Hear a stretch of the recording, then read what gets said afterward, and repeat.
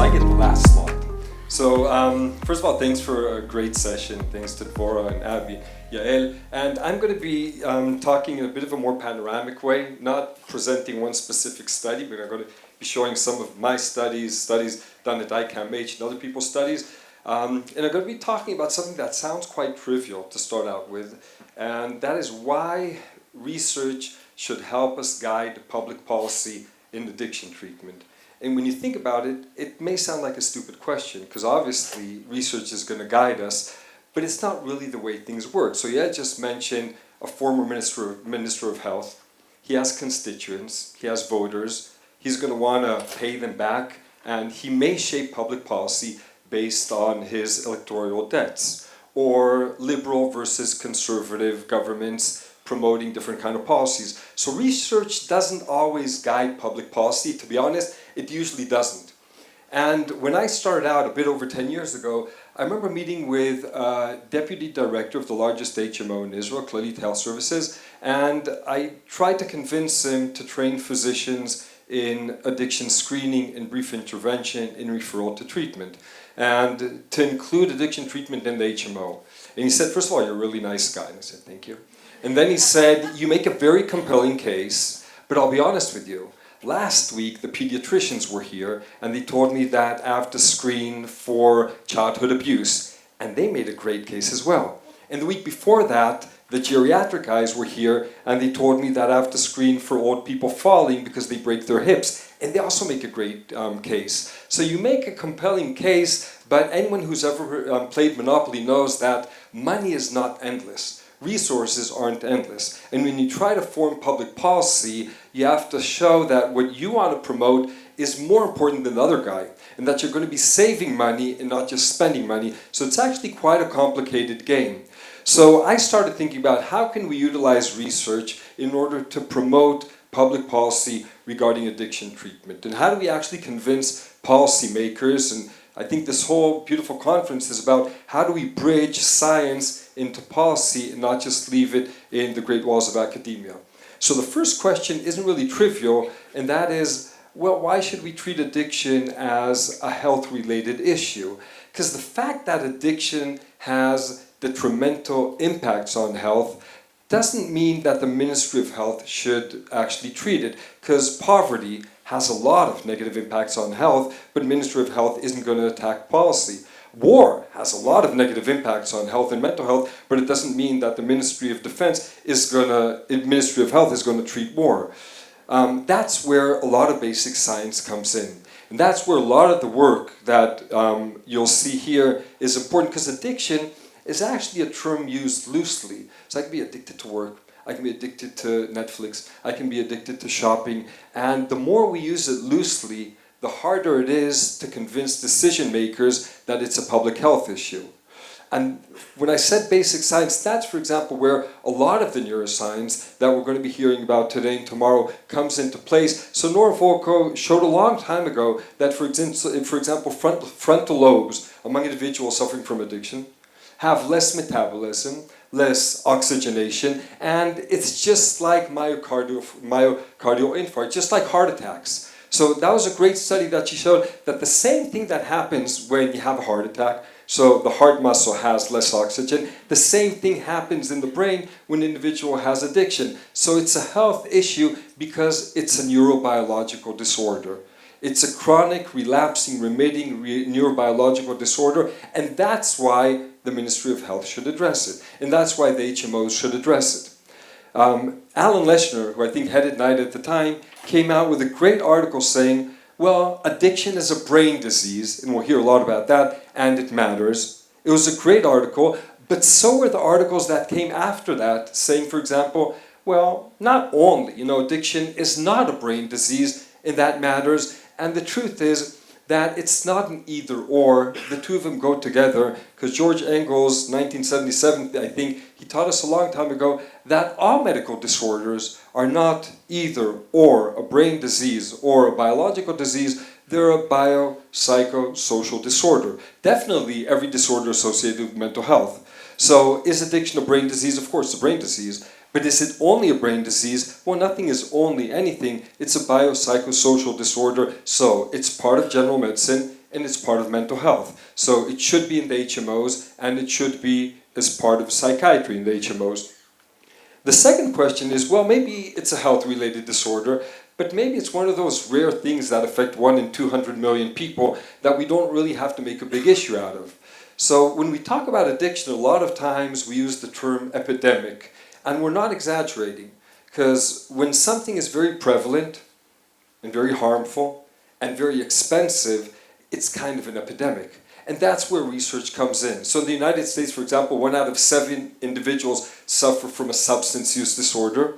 In Israel, Dvorah showed 1 out of 4 individuals, but it's not a substance use disorder. It's a more loose term because we deal with primary and secondary and tertiary prevention. It's problematic substance use. So we have to come to decision makers and say, why is it a big issue? Because a lot of people are suffering from it.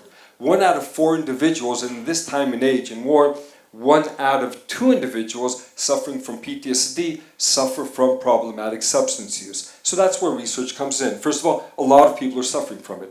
Second thing is, it's really harmful. So these are overdose cases in the United States. Some figures show up to 100,000 people dying per year from opioid overdose.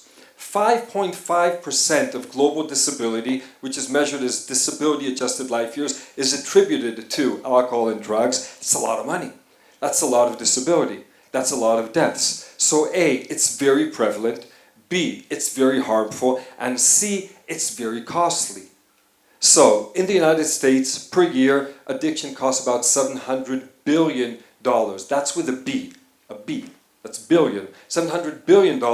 When we started studying the case in Israel, we did a non-academic study using Deloitte services, and they showed that the cost of addiction in Israel is about 7 billion shekels.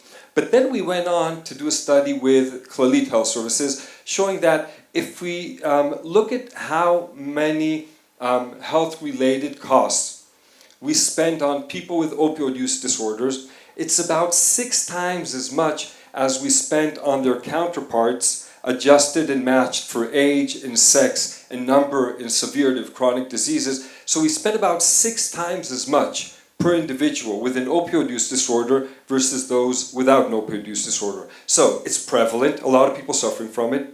It's harmful, people are dying, disability, and it's costly. So why should we invest in addiction as part of public health? You look at the research, it is an epidemic. And then the question is, so what should we focus on? So we convinced the HMOs that it's an important topic, but what should we actually focus on? So the first question is, who should we focus on? And this is just one example of one of the studies that we spoke about earlier. 1 out of 3 individuals that served in the army during the war suffers from problematic substance use. So, like we said, money is not endless. You have to decide who you're going to spend money on, who you focus on, who you target. So, evacuees from the Gaza envelope from north of Israel, soldiers, young people, spouses of soldiers who served in the reserves, those are the populations that we have to focus on.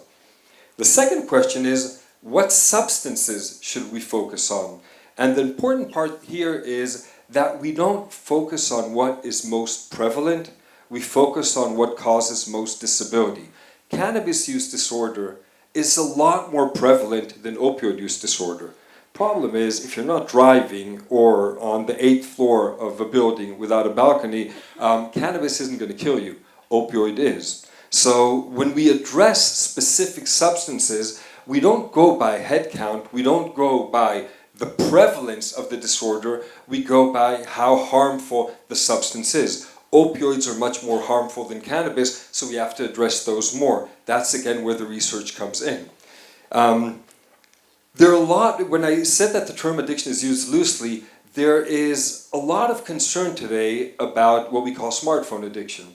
And Mark Potenza knows a lot about behavioral addiction. He's the guy that promoted gambling disorder in the DSM-5. And Yoni and I were in a conference a couple of months ago in Hamburg, and he spoke about smartphone addiction. And again, there's a lot of concern. Is it destroying us? Isn't it destroying us? Obviously it is, but we're not saying that yet. And I came up to Mark right after his presentation, and I said, well, you know, what do you think we should do? And I was really concerned because I'm a father, and I'm a human and I have a smartphone and I'm addicted. So I said, what should we do? And Mark said, well, right now we shouldn't do anything because we don't have the data yet.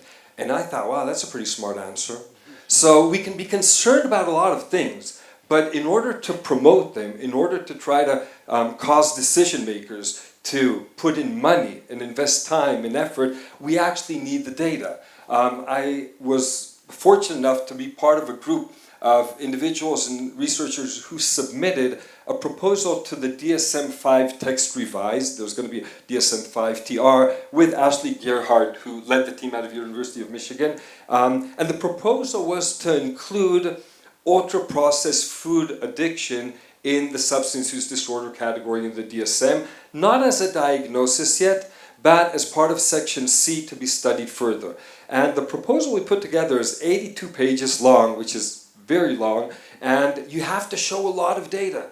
Neurobiological data, epidemiological data, public health data. You have to show a lot of data as to why you think this should be called an addiction, because otherwise everyone is going to be suffering from an addiction, and the Ministry of Health is going to pull its hand back and say, well, if 100% of the population are suffering from it, I can't treat it. So we need research and we have to be cautious, especially since this is being used very lightly.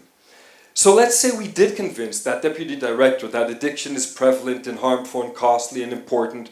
And next question is going to be, so what the hell should I do? How should I address it? And the answer to that is, well, man, just like you address anything else, 3 forms of prevention. Primary prevention, we try for the thing not to happen. Secondary prevention, which is early detection. Tertiary prevention, how do we treat it? Primary prevention for addictive substances has been here for ages, and it's been in the form of the war on drugs, which has been an utter failure. So this is a great 80-something page report coming out of the London School of Economics, literally describing how the war on drugs has been a failure. It doesn't mean we don't have to fight addiction. It just means that regulation is probably much more important than prohibition.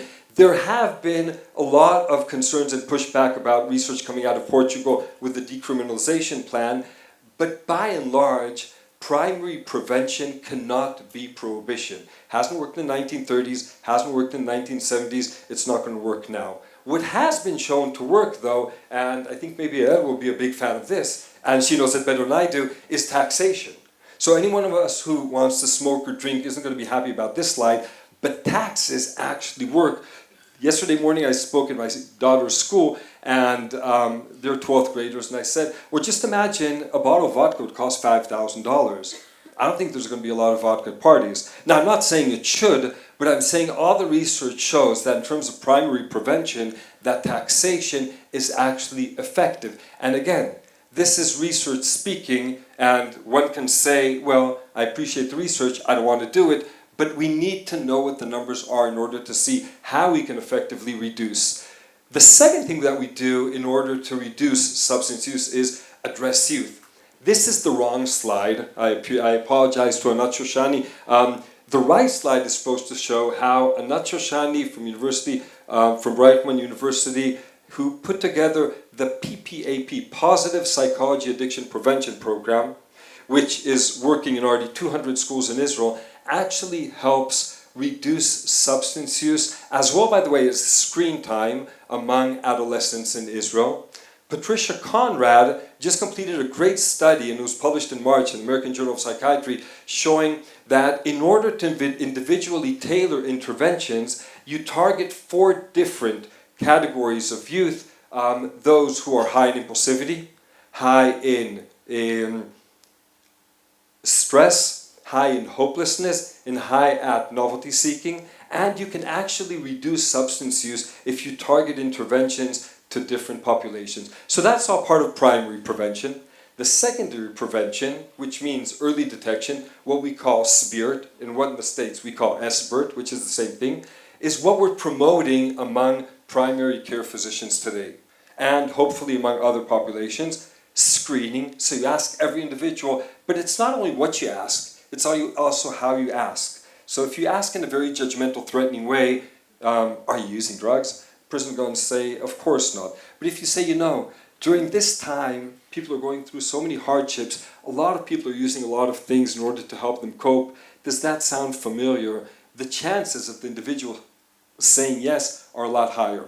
So screening, brief intervention, a one-on-one talk, and those cases that suffer from severe substance use disorder referred to treatment. So primary care, you have your family physician, just asked you about drugs and alcohol, short 5-minute brief intervention, you're not going to spend more time in the office than you would otherwise, reduces risky drinking by 1/5 to almost 1/3. Saves $4 for every $1 that you spend. So that's what we call the ROI, the return on investment. Again, research talks. So effective secondary prevention, screening, brief intervention, referral to treatment, and every CEO wants to see the dollar sign, how much money am I going to save, and you have to show it to them. And the last thing is tertiary prevention. So how do we treat those cases that we have to treat? So I'm not going to go over this, but a lot of evidence-based pharmacotherapies and psychotherapies. One of the sad things in Israel today, well, it's ridiculous to say that after a 2-year war, but a sad thing in Israel today is that even though there are 3 FDA-approved medications for alcohol use disorder, none of them are in the formulary here. So we have to use science and research in order to promote public policy and bring those medications here. But even then, look at a medication like naltrexone, probably the most effective pharmacotherapy for alcohol use disorder, it's still going to be effective in about 1/3 of the cases. Again, you go to the research and then you see that based on the genetics of the individual, something called the ASP40 allele in genetics, you can predict whether an individual will be susceptible to naltrexone, meaning will naltrexone treatment be effective. So if I'm going to try to convince the Minister of Health, I'm going to say, well, Penn, why don't you spend $20 into a simple genetic testing kit and you will save months of trying wrong medications and it'll cost you $20 and you're going to save several thousands of dollars on the way. So again, using the research to try to promote a specific policy. Last thing in terms of tertiary prevention is, what are we trying to achieve? Well, go back 20 years, rule of thumb is, well, it's kind of a dumb question. You're trying to achieve abstinence. Well, today, none other than Nora Volkow from NIDA put out an editorial in the New England Journal of Medicine saying, well, you can't always achieve abstinence. And sometimes, when all you try to achieve is abstinence, you're actually going to lose out on anything. And if you reduce things like days of heavy use, that's pretty awesome. And it can reduce a lot of harms. So let's say I have alcohol use disorder and I'm drinking 5-6 glasses of wine every night. Yada yada yada, I get treatment and I'm drinking 2 glasses of wine on Fridays, and that's it. Am I not doing better? Everyone knows I'm doing better. So what Nora Volkow came out saying is, abstinence is great. It's always the goal. But if we try to look at studies that came out and use reduction of heavy drinking days as the outcome measure, we're going to look back on a lot of strategies, a lot of medications that have been shown to be ineffective in achieving abstinence, and they'll be shown to be effective in achieving a substantial reduction in heavy drinking days. So let's go back to the research and find strategies that can be helpful if we're aiming at improving people's lives and not necessarily abstinence. And obviously, abstinence is not always possible, and that's why we need harm reduction strategies. We just came back, a group of us from ICA just came back from Canada, where the Liberal government was, this is probably not the right term in English, but taken over by a Conservative government. And the Conservative government started closing safe injection sites as part of a Conservative policy. So that's a policy thing.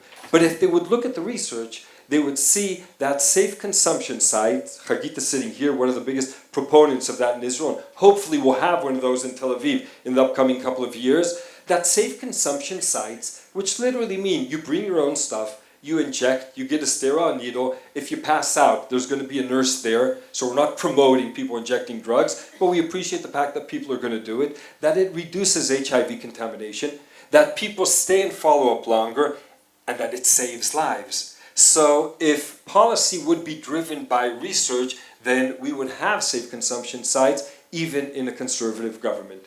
So last thing I would probably hear, and I did hear, is, well, that sounds pretty easy, and if it's that easy, why is it that hard? And the truth of the matter is it's hard because people who suffer from substance use disorders don't seek treatment. By and large, this is a few years old. I don't think it's changed substantially. In Israel, the numbers are pretty similar. About 10 to 15% of those with substance use disorders go seek treatment, which is unprecedented in medicine and mental health. Look at schizophrenia, mental illness, about 40% of people receive help. In substance use disorders, meager 11% seek health. There are various reasons, but one of the reasons has to do with stigma. And this is a study we did quite a while ago showing that 60% of Israelis say that they would be ashamed if they have a family member suffering from a substance use disorder. 51% think it's just a moral weakness. And this is a couple of years ago. And I'm showing this because when you think about how we can utilize research to promote treating addiction and substance use disorders in Israel, it's throughout everything. So it affects professional training, it affects awareness, prevention programs, how we treat people, and that's the way we drive policy. A lot of times we start out with something, so we're training, for example, I say we're training thousands of individuals to do screening, brief intervention, referral to treatment, which is great. But then we have to start studying how much of that is implemented. And if it's implemented, how effective is it? And then we have to go back to the books and we have to refine it in order to produce a better policy. At the end of the day, we want to produce better outcomes. And this is without even going into effective new emerging fields like sewage, like, well, Garmin, I guess. I got one of these as part of the ICA, MHS study. And now every time I wake up and someone asks, how did you sleep? I say, wait a second, I'll check. And usually the answer is poor, but I don't even know how I sleep anymore because the Garmin is telling me. There's a lot of information that we can elicit from AI, from digital data, from wearables, from sewage. So this is all going to be the next thing. And personally, I think that we have to construct a national research center that pulls data from everywhere. Listen, we don't realize it when we live here, but we're a country with amazing electronic data. You live in Canada for a few years, you're going to go see a GP. The GP is going to take out a written file and write what you say. In Israel, electronic files have been around for over a decade. We have the Ministry of Interior, birth certificates, etc. We have the Ministry of Health, which has tipot chalav, inoculations, etc. We have Army, which examines individuals since age 15. We have Social Security, which counts for disability, and we have the HMOs. We have everything we need in order to elicit the best research we can. So, end of the story, Deputy Director of that HMO, if he still asks, why should I do it? The answer is, first of all, you have a moral obligation. You have a social obligation, and you're going to be spending a lot more money if you don't do it than if you do. At the end of the day, addiction research is one of the best public investments that you can do. We need to use research that'll help guide us. Thank you very much.